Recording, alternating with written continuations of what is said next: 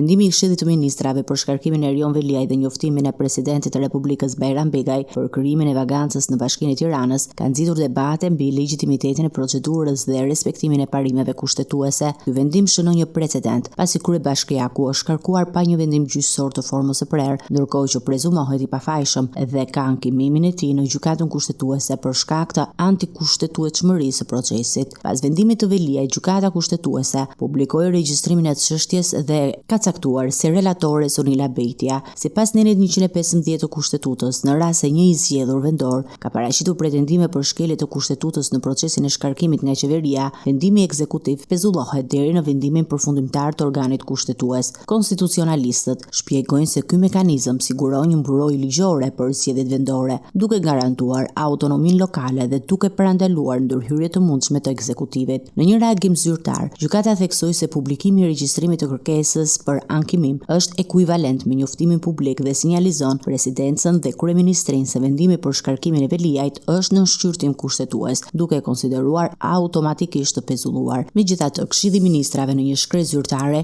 i komunikoi presidentit Bajram Begaj datën e zgjedhjeve të pjesshme për Bashkinë e Tiranës, duke hapur rrugën për dekretim brenda 48 orëve. Situata e krijuar ka ngjallur dilema ligjore dhe politike. Presidenca mund të zgjellë të interpretojë ndryshe këtë proces nga qeveria, duke bërë një lexim të veçantë kushtetues për çështjen e pezullimit dhe dekretimit të zgjedhjeve. Ky zhvillim do të vendosë precedent në mënyrën se si mund trajtohet në të ardhmen raste të ngjashme të shkarkimit të zgjedhurve vendor. Ndërkohë, aktorët politikë dhe juristët paralajmërojnë se vendimi i ardhshëm i presidentit mund të ketë pasoja të drejtpërdrejta për raportin mes ekzekutivit dhe institucioneve kushtetuese, duke shtuar tensionet për respektimin e ligjit dhe autonomisë vendore në vend.